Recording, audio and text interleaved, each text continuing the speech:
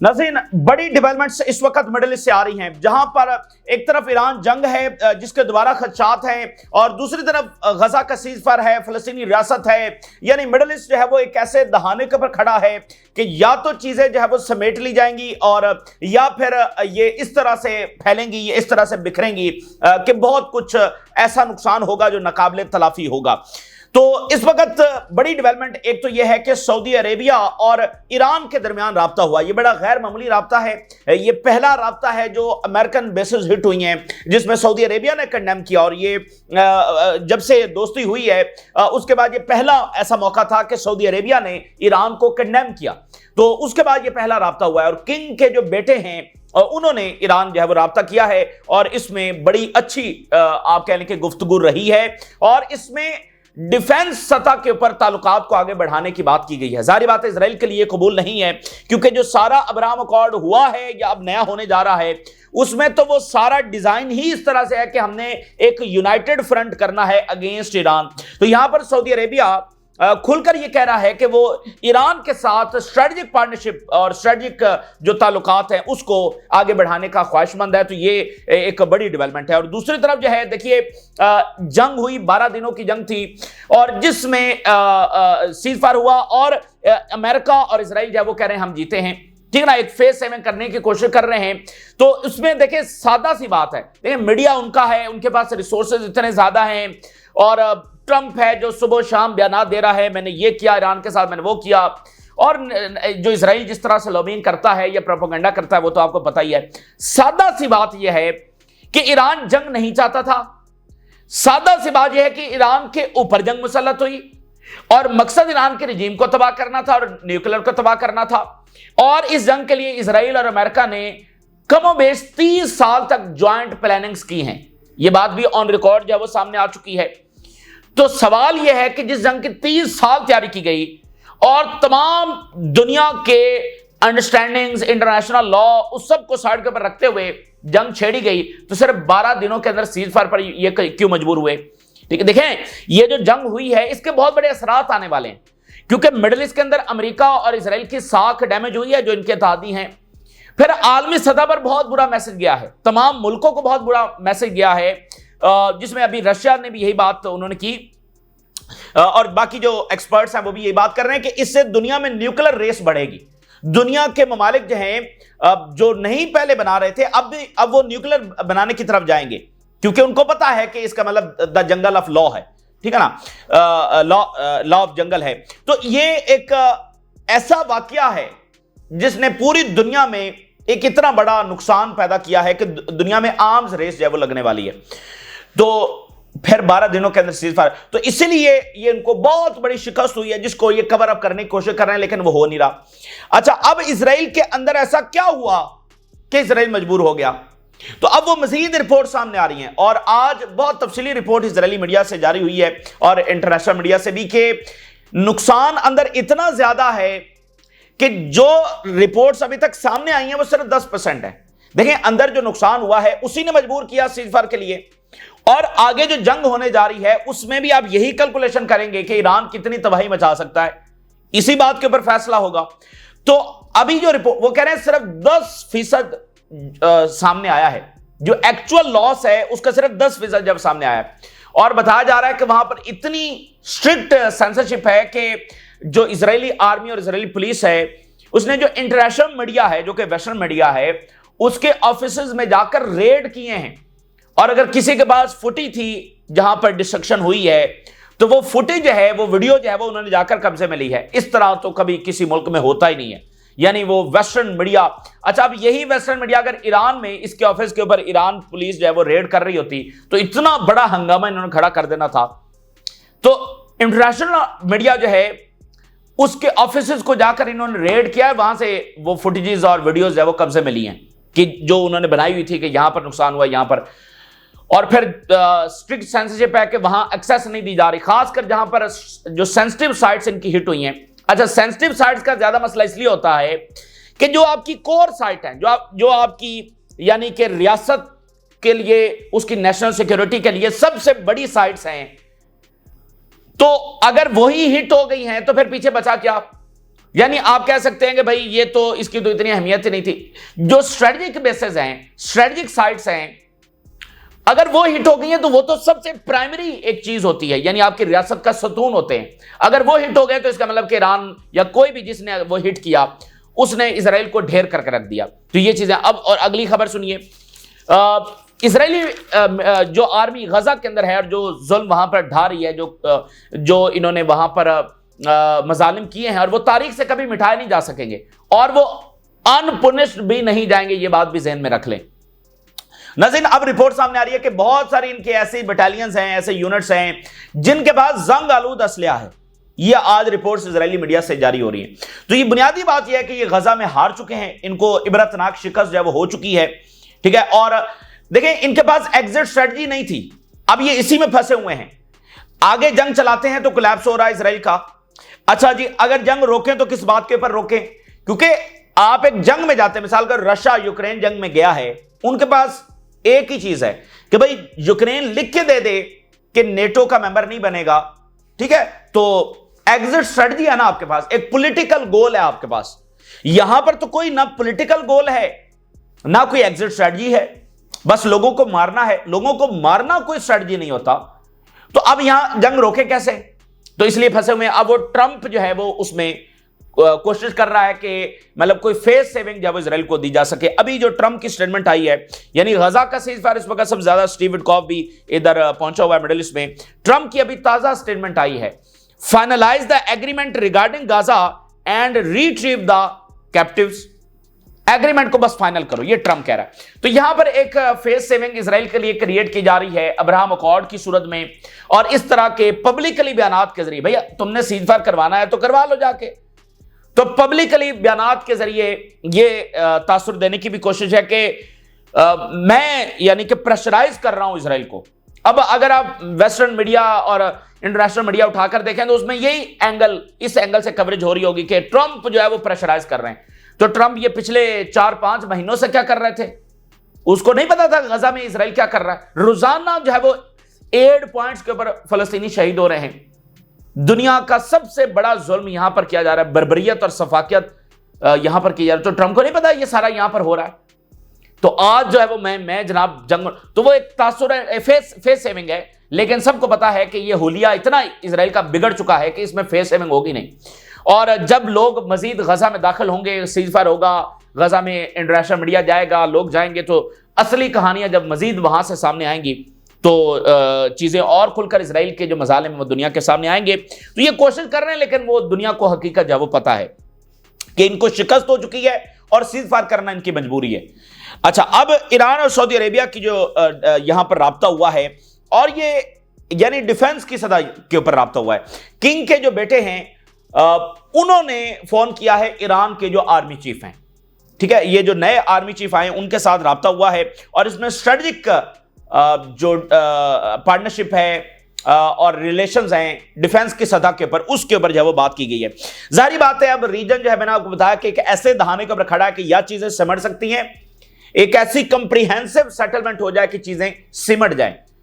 लेकिन इजराइल के होते हुए और नेतन्याहू के होते हुए तो ऐसा नहीं लग रहा, अनटिल एंड अनलेस के वेस्ट जो है वो पूरी तरह से इस पूरे इजरायली ज़ायनिस्ट प्रोजेक्ट को जो है वो साइड के ऊपर रखे, तो ऐसा तो होता हुआ नजर नहीं आ रहा। तो इसलिए अब मिडिल ईस्ट जो है वो बड़े फैसला कुन दहाने के ऊपर खड़ा है, जहां दोबारा ईरान के ऊपर हमला होना है, ठीक है। अब गल्फ रीजन को सबसे ज्यादा मसला क्या है? सबसे बड़ा मसला नज़ीर उनको यह है कि दोबारा ईरान के ऊपर हमला होगा, दोबारा अमेरिका आएगा और ईरान फिर अमेरिकन बेसिस के ऊपर दोबारा अटैक करेगा। तो ये उनको वन ऑफ द, आप कह लें कि सबसे बड़ा मसला है। फिर जाहिर बात है कि जो भी अब मिडिल ईस्ट में करना है वो ईरान की मर्जी के बगैर तो नहीं हो सकता। उसकी वजह यह है कि ईरान ने इजराइल को शिकस्त दे दी है, जो अपने आप को इस मिडिल ईस्ट की सबसे बड़ी पावर कहता है, ईरान ने उसको शिकस्त दे दी है। तो अब आप ईरान के बगैर जो है वो कैसे फैसले मिडिल ईस्ट के अंदर जो है वो कर सकते हैं? और असल चीज यह है कि इस डायरेक्शन के अंदर काम करने की जरूरत है कि गल्फ रियासतें जो है वो अमेरिका को यह बात कन्वे करें कि ईरान के ऊपर अगर ईरान के ऊपर हमला नहीं होना चाहिए, अगर उसके ऊपर हमला होगा तो फिर वो भी रिस्पॉन्ड करेगा। अगर वो इस डायरेक्शन में काम करेंगी कि ठीक है अमेरिका ईरान के ऊपर हमला किए रखे, लेकिन ईरान अमेरिका को जवाब ना दे, तो जाहिर बात है ये एक ऐसी पॉलिसी होगी जो मजीद आप कह लें कि तसादुम की तरफ लेकर जाएगी, लेकिन कोई पीस और सॉल्यूशन की तरफ नहीं लेकर जाएगी। तो ये मल्टीपल चीजें हैं जिनको इस वक्त डिस्कस किया जा रहा है। Iran Saudi Arabia top military officials hold strategic defence talks. This is very important. Saudi Arabia और ईरान की हिस्ट्री आपको पता है, उसमें स्ट्रेटेजिक और डिफेंस टॉक्स का होना this is very very unusual. और ये जो नए आर्मी चीफ आए हैं, उनका Saudi defence minister prince Khalid bin Salman, जो कि एमबीएस के भाई हैं और किंग के बेटे हैं, तो उनके साथ पहला टेलीफोनिक राब्ता हुआ है और की इश्यूज डिस्कस्ड, मतलब फलस्तीनी रियासत, रीजनल इश्यूज की जो इश्यूज हैं वो डिस्कस हुए हैं। बायलैटरल मिलिट्री रिलेशंस, यानी आप देखें सऊदी अरेबिया ईरान के साथ मिलिट्री रिलेशंस कायम करने की बात कर रहा है। And discussed regional developments. अब रीजनल डेवलपमेंट्स क्या हैं? फलस्तीन का मामला है, ईरान के साथ जंग है, ये सारी रीजनल डेवलपमेंट्स है जो डिस्कस हुई हैं। और maintaining security and stability across the region. Iran भी यही बात करता है कि रीजन की स्टेबिलिटी, सिक्योरिटी हम इसके लिए तैयार हैं और हमें ही मैनेज करनी है। और जो reflecting the tone of mutual cooperation and strategic dialogue, यानी यहां पर कौन सी टोन इस्तेमाल की गई? म्यूचुअल कॉपरेशन की और स्ट्रेटेजिक डायलॉग की ये बात की गई है। तो रियाद ने फिर स्ट्रांगली कंडेम किया इस कॉल के अंदर भी कि जो ईरान के ऊपर इजराइल ने हमला किया उसको स्ट्रांगली कंडेम किया गया। हां, किसी भी गल्फ रियासत ने अमेरिका का जो हमला है उसको कंडेम नहीं किया है। Growing diplomatic engagement, Saudi Arabia और ईरान के दरमियान डिफेंस जो टाइज हैं वो बढ़ाने की बात हो रही है और जो डिप्लोमेटिक रिलेशंस हैं वो भी बढ़ रहे हैं। Growing diplomatic engagement between Iran and Saudi Arabia, particularly in the field of defence coordination. दोनों मुल्कों में जो दिफाई ताल्लुकात हैं, कोऑर्डिनेशन है, वो बढ़ रहा है। Evolving regional landscape shaped by the recent developments, जो एक नया लैंडस्केप इस रीजन में डेवलप हुआ है ताजा तरीन जो डेवलपमेंट्स हुई हैं उनकी वजह से, यानी कि देखें ईरान फातेह हो गया है। And shared concern over regional stability and security. अब ये कंसर्न वही है कि जिसमें रीजनल वॉर है, जिसमें ईरान के ऊपर दोबारा हमला है और ईरान फिर उसको रिस्पॉन्ड करेगा, तो ये सबसे बड़ा इनका कंसर्न है। तो ये बड़ी इंपॉर्टेंट बात है। और अगर ये मुत्तहद हो जाते हैं तो जाहिर बात है रीजन के लिए और इस्लामिक वर्ल्ड के लिए और फलस्तीन के लिए एक बड़ी अच्छी खबर होगी। लेकिन वहीं पर जो ज़ायनिस्ट जो लीडरशिप है उसके लिए अच्छी खबर नहीं होगी, क्योंकि उनका तो सारा खेल ही इसमें जारी है कि ये आपस के अंदर जब वो लड़ते रहें। तो सारी बात है इजराइल इस इत्तेहाद को और अमेरिका भी इस इत्तेहाद को कबूल नहीं करेगा, क्योंकि उनका असलहा इसी सूरत में बिकता है कि ये जी ईरान से आपको जो है वो खतरा है। और शाम और इराक में और बाकी जगहों पर वो जैसे बैठे हुए हैं कि यहाँ पर दाइश की वजह से हम बैठे हैं, तो यहाँ पर भी उनकी एक जो मुदाखलत है, उनके बैठने का जवाब यही है। तो अमेरिका को भी ये कबूल नहीं होगा, लेकिन इन गल्फ रियासतों को ये फैसला करना है। आप जरा देखिए, इजरायली मीडिया ने आज बड़े इंकशाफात किए हैं कि ईरान ने क्या तबाही इजराइल के अंदर मचाई है। देखिए, यही वो बुनियादी चीज है कि ईरान पर दोबारा हमला होना है। क्या ईरान लड़ सकता है? क्या ईरान तबाही मचा सकता है? क्योंकि अगर वो तबाही मचाने की सलाहियत रखता है तो इजराइल का हमला उसकी ऐसी गलती साबित होगा कि शायद अब यहां से रिवर्स भी ना हो। तो ईरान के हमले बहुत इंपैक्टफुल रहे हैं और ये जो फेस सेविंग कर रहे हैं वो हो नहीं पा रही, क्योंकि हुलिया इतना ज्यादा बिगड़ गया। और बड़े आज जबरदस्त ये इंकशाफात सामने आए हैं। वो कह रहे हैं कि only a fraction of Iranian missile impact revealed. सिर्फ आप कह लें कि कोई 5%, कोई 10%, ज्यादा से ज्यादा, ये यानी सिर्फ ट्रेलर सामने आया है, बाकी पूरी पिक्चर तो बाकी है। यानी सिर्फ एक फ्रैक्शन जो है वो सामने आई है उस नुकसान की जो ईरान ने इजराइल में किया है, जो तबाही मचाई है, वो थोड़ा सा हमें पता चला है। असल तो रिवील ही नहीं किया जा रहा। और उसकी वजह सिर्फ यही है क्योंकि इजराइल अपने आप को नाकाबिले तस्खीर समझता है। इजराइल ये समझता है, इजराइल ये पोर्ट्रे करता है कि उसकी एयर शील्ड को कोई पेनिट्रेट नहीं कर सकता है। एक तरफ उसके पास एयरफोर्स है जो किसी को भी हिट कर सकती है, जो किसी को भी असैसिनेट कर सकती है। दूसरी तरफ उसके पास एयर शील्ड है जिसको कोई पेनिट्रेट नहीं कर सकता है। तो ईरान ने वो करके दिखाया, इसको वो छुपाने की कोशिश कर रहे हैं। लेकिन जाहिर बात है जो गवर्नमेंट्स यहां पर हैं उन तक तो इंफॉर्मेशन पहुंच गई है। उन्होंने कहा कि एक्यूरेटली ईरानियन मिसाइल ने जाकर हिट किया है बेसिस को, फैसिलिटीज को, और जो विजमैन इनका इंस्टीट्यूट है उसको सिग्निफिकेंट डैमेज हुआ है। That has not yet been disclose, जिसको अभी तक पूरी तरह से डिस्क्लोज नहीं किया गया। अब विजमैन जो है वो इनकी जो सारी सिक्योरिटी बैकबोन है, जो सारी सिक्योरिटी की रिसर्च है, उसकी जो सारी बैकबोन है वो इस विजमैन इंस्टीट्यूशन है, और यहां से कुछ 4 नोबेल प्राइज है वो उनको मिले हैं, ठीक है ना, सिर्फ इस इंस्टीट्यूशन से। तो ये उनकी पूरी बैकबोन है, इसको वो कह रहे हैं कि बहुत सिग्निफिकेंट डैमेज हुआ है। और Israeli media acknowledge accuracy of Iranian strikes, Israeli media ने माना है कि क्या मतलब एक्यूरेसी के साथ ईरान ने हिट किया। आपकी जो पावर जिसको आप कहते हैं बड़ी सोफिस्टिकेटेड पावर है, तो वो सोफिस्टिकेशन यही होती है कि आपके पास एक्यूरेसी है कि आप किसी भी साइट को जाकर हिट कर सकते हैं। ईरानियन मिसाइल जो है वो उन्होंने डायरेक्ट इंपैक्ट जो है वो क्रिएट किए, यानी डायरेक्टली जाकर टकराए और आर्मी बेसिस को, स्ट्रेटेजिक फैसिलिटीज को, but relevant information has not yet been disclose, लेकिन वो असल जो इंफॉर्मेशन है अभी तक सामने नहीं आ सकी। और इजराइल सख्ते में है, grasping how precise the Iranians were, इस बात को वो तस्लीम नहीं कर पा रहे हैं, वो सख्ते के अंदर हैं, वो शॉक्ड हैं कि इतनी प्रिसीजन ईरान के पास है, and the extent of damage the Iranian missiles caused in many places, बहुत सारी जगहों के ऊपर एक्सटेंसिव डैमेज अब ईरान ने पहुंचाया है। Weizmann is just one example, ये इंस्टीट्यूशन तो सिर्फ एक मिसाल है, सिर्फ एक एग्जाम्पल है, ऐसे कई एक दीगर प्लेसेस हैं। Yet information on the extent of damage cause is kept in the dark, जो इंफॉर्मेशन है वो केप्ट इन द डार्क है, यानी वो अंधेरे में है, वो अभी तक सामने नहीं लाई गई है, दुनिया के सामने नहीं लाई गई है, और इसको पूरी तरह से छुपाने की कोशिश की जा रही है। The Israeli military operation against Iran is the most complex in the history of the Israeli military, जो इजराइल ने हमला किया ईरान के ऊपर, यह इजराइल की तारीख का सबसे कॉम्प्लेक्स तरीन ऑपरेशन था। तो पूरा जोर लगाया इसमें। इस जंग में बुनियादी फर्क क्या है? इजराइल का हमला उसकी पूरी ताकत, उसकी सारी इंटेलिजेंस, उसकी सारी टेक्नोलॉजी, उसके सारे रिसोर्सेज, उसके सारे मिलिट्री ब्रेन्स, इस सब का आकाश था, उसका मुजाहरा इजराइल ने किया और बर्बरियत और सफाकियत दिखाई। लेकिन ईरान ने अभी तक अपनी सारी कैपेबिलिटीज इस्तेमाल नहीं की, और उनके जो टॉप ब्रेन्स थे वो तो शहीद हो गए। तो ये तो उनसे भी जूनियर जर्नैल थे जिन्होंने जंग लड़ी है, टॉप ब्रेन्स तो उनके शहीद हो गए।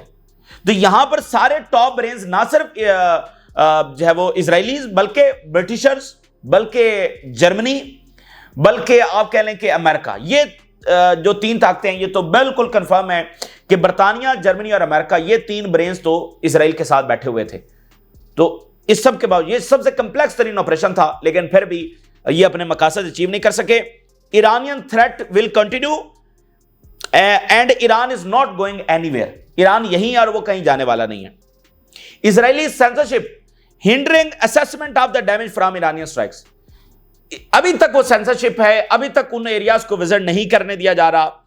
The full scope of damage may never be revealed due to the strict press censorship, अगर यही सूरत हाल रही तो ये कभी हमारे सामने नहीं आ सकेगा कि फुल स्कोप ऑफ डैमेज कितना था। और वो नेशनल सिक्योरिटी के नाम के ऊपर इसको लीगली सप्रेस करते हैं, यानी एक कानूनी जवाज उन्होंने बनाया हुआ कि हम नेशनल सिक्योरिटी के नाम के ऊपर इसको दबा सकते हैं, इस इंफॉर्मेशन को। हालांकि ईरान में ऐसा नहीं है। तो ये इजराइल में ऐसा क्यों होता है? सिर्फ इजराइल में ऐसा होता है क्योंकि वो अपने आप को बदमाश बताते हैं कि वो सबको चपेड़ मार सकते हैं, उनको कोई चपेड़ नहीं मार सकता। तो उन्होंने एक मुक्का मारा, आगे से 4 चपेड़े पड़ी हैं, तो अब वो अपना जो सूजा हुआ और लाल चेहरा है वो फिलहाल दिखाने के काबिल नहीं है। और Israeli regime has further tightened its grip on war time reporting, बल्कि नए वहां पर एक आप कह लें कि कवानीन लाए जा रहे हैं जिसमें वॉर टाइम के दौरान मजीद स्ट्रिक्ट सेंसरशिप जो वो की जा रही है। और द टाइम्स ने, इजराइल का द टाइम जो है, उसने एक फुटेज पब्लिश की है जिसमें इजरायली पुलिस ऑफिसर जो हैं वो एक इंटरनेशनल मीडिया का जो कैमरामैन है उसको कह रहे हैं कि वो सरेंडर कर दे हिज रिकॉर्डिंग इक्विपमेंट। उसने कुछ वीडियो बना ली तो उससे कैमरा छीन ले गए। और अब जरा ये देखिए ये दुनिया के किस कोने के अंदर होता है। Israeli police stormed offices of foreign TV news following their coverage of the missile strikes in Haifa region which reportedly hit sensitive military sites। Israeli police officer जो हैं वो बाकायदा उन मीडिया ऑफिस के अंदर घुस गए ताकि वो फुटेज जो है वो एयर ना की जा सके, वो रिलीज ना की जा सके, उसको जब वो जाकर कब्जे। ऐसा मुझे बताइए दुनिया में कहां होता है?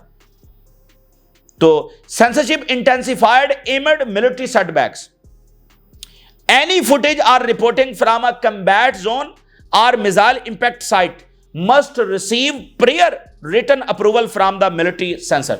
वो कह रहे हैं कि कोई भी ऐसी इंफॉर्मेशन जहां पर मिसाइल गिरा हो, नुकसान हुआ और डिस्ट्रक्शन हुई हो, उसको जारी करने से पहले मिलिट्री से बाकायदा अप्रूवल लेना पड़ेगी।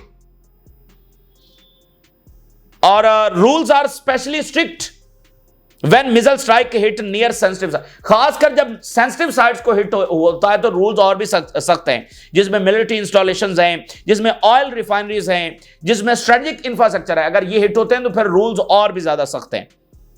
We probably will never know the full extent of the damage. और वो कह रहे हैं कि ये सारा क्यों कर रहा है Israel? It is a clear desire to reverse the narrative. जो इस वक्त जिल्लत और खारी हो रही है इसराइल की, और इसकी जो सारी बदमाशी है वो निकलकर चौक में सबके सामने आ चुकी है, तो रिवर्स द नैरेटिव कि नहीं, हम तो उतना ही ताकतवर हैं, हमने तो देखें इतना प्रिसाइज अटैक किया ईरान में। ओ भाई, ईरान तो जंग करना ही नहीं चाहता था। एक होता ना कि वो आ गया मैदान में, उसने कहा आ जाओ, तुम भी आ जाओ। भाई वो तो डिफेंस में थे, जंग तो तुमने छेड़ी है, ठीक है। तो अब रिवर्स द नैरेटिव ये सारी करने की कोशिश की जा रही है, वो कैसे होगा? और इधर से ईरान की IRGC के जो कमांडर हैं उन्होंने कहा है कि हमने सिर्फ 5% of defence might against Israel engage किए। अपनी जो सारी हमारी ताकत है उसका सिर्फ 5% हमने इंगेज किया। और इसमें आगे वो लिखते हैं कि इसका मतलब ये नहीं कि हमने यूज किया, इट्स मीन कि हमने सिर्फ अपने जो रिसोर्सेज हैं वो सिर्फ 5% इंगेज किए, बाकी एक्टिवेट ही नहीं किए, ये ईरान कह रहा है। Iran principal capabilities remain untouched, यानी जैसे इजराइल है उसने अपने तमाम अच्छे से अच्छे फाइटर जेट्स इस्तेमाल किए, अपने तमाम रिसोर्सेज इस्तेमाल किए और शदीद तरीन बमबारी की, यानी वो इजराइल के बाद जो कुछ है उन्होंने इस्तेमाल कर दिया। लेकिन ईरान ने जो उनकी प्रिंसिपल कैपेबिलिटीज हैं वो तो अभी अनटच है, उनको उन्होंने इस्तेमाल ही नहीं किया। और उन्होंने कहा कि हम इक्विप्ड हैं to fight, we could keep attacking the enemy like this for several years. हम कई सालों तक मिसाइल फायर कर सकते हैं, striking them with missiles at the same pace. जो हम रोजाना 40-50 मिसाइल फायर कर रहे थे, बैलिस्टिक मिसाइल, 60 ड्रोन्स, इसी पेस के साथ कई साल तक हम, और ये सिर्फ 12 दिनों का और इनफैक्ट 11 दिनों का नुकसान जो है वो अभी वो छुपा रहे हैं। तो ये तो वो कह रहे हैं हम तो कई साल तक ऐसा फायर कर सकते हैं। तो बात यह है कि इजराइल ने कहा ईरान कमजोर है, तो उसके कहने से तो ईरान कमजोर नहीं हो जाएगा। जैसे मैंने आपको कहा कि वो कहना शुरू कर दे चाइना कमजोर है, अमेरिका कहना शुरू कर दे चाइना कमजोर है, और एक दिन हमला कर दे। अच्छा, हमले में उसको आगे से जवाब मिले तो वो कहेंगे अच्छा चाइना ने तो सरप्राइज कर दिया। और भाई चाइना ने कोई सरप्राइज नहीं किया है, चाइना एक बड़ी पावर है, इसी तरह ईरान एक बड़ी पावर है। और ट्रंप ने नेतन्याहू के साथ बैठकर यह माना था कि ईरान को कमजोर मत समझो, ये उसका बयान ऑन रिकॉर्ड है। तो वो सिर्फ ईरान को इसलिए कमजोर बताया गया कि ताकि सब आ जाएं, भाई ठीक है ये कमजोर सा पहलवान है, इसको गिरा देंगे। तो ईरान कोई कमजोर स्टेट नहीं है, ये उसने दिखा दिया। उसकी टॉप लीडरशिप शहीद हो गई, उसके बावजूद उन्होंने ये करके दिखा दिया, और ये दौड़ें लगी हैं इनकी। और अब ये देखिए, Israeli soldiers blame army for negligence after deadly Khan Younis ambush, combat gear failure, systematic issues. Personnel के जो वेपन्स हैं, मीडियम मशीन गन्स हैं एंड आर्मर्ड पर्सनल कैरियर्स हैं, often malfunction and fail to offer sufficient protection. उनके जो troop career हैं वो चलते चलते दरमियान में खराब हो जाते हैं, उनकी जो मशीन गन्स हैं वो माल फंक्शन कर जाती हैं, यानी जंग आलूद असलहा वो इस्तेमाल कर रहे हैं, जंग आलूद इक्विपमेंट वो इस्तेमाल कर रहे हैं। मुझे बताइए, दुनिया का जदीद तरीन इक्विपमेंट इनके पास था, वो किधर गया? तो hundreds of troop carrier resistance ने तबाह किए, हंड्रेड्स ऑफ इनके टैंक्स तबाह किए हैं। तो ये रिपोर्ट्स आती रही कि ये पुराने टैंक्स लेकर अब दाखिल हुए हैं, तो वो सारा असलहा वो सारा किधर गया? और कंटिन्यूअसली बर्तानिया, France, Germany, Italy and Switzerland and you name it, वहां से असलहा आ रहा है। कनाडा, ऑस्ट्रेलिया, सारी वेस्टर्न कंपनी वो असलहा पे, तो किधर गए? तो इनका लॉसेस बहुत ज्यादा हैं, और जो है वो शिकस्त इनको हो चुकी है। अब उसमें एग्जिट स्ट्रेटजी जो है वो ढूंढी जा रही है। और सारी बात है, जो ज़ायनिस्ट की एरोगेंस है वो तो अभी भी नहीं चाहते होंगे कि जंग रुके, लेकिन आगे तो एब्सोल्यूट डिफीट है, उसकी तरफ ये बढ़ रहे हैं। तो बहरहाल एक शिकस्त हो गई है उसमें, कभी ये इधर आप देख रहे हैं, कभी उधर देख रहे हैं। साथ वो जो एक्सट्रीमिस्ट है वो कहते हैं नहीं नहीं हम तो गजा में ये करेंगे। इनका अभी तक मन नहीं भरा। 21 महीनों से ये बच्चों और औरतों को वहां पर मार रहे हैं, इनका मन अभी तक नहीं भरा। मुझे बताइए दुनिया की कौन सी ताकत ऐसा करती है? और बच्चों और औरतों को मारने से ना आज तक दुनिया में किसी को फतह मिली या ना इनको मिलने वाली है, बल्कि उसके तो बहुत उल्टे नताज होते हैं। ये इस वक्त की ताज़ा तरीन डेवलपमेंट्स है जो आपके साथ शेयर किया हमने। राज और आगाह करें, इजाज़त दीजिए, अल्लाह हाफिज़।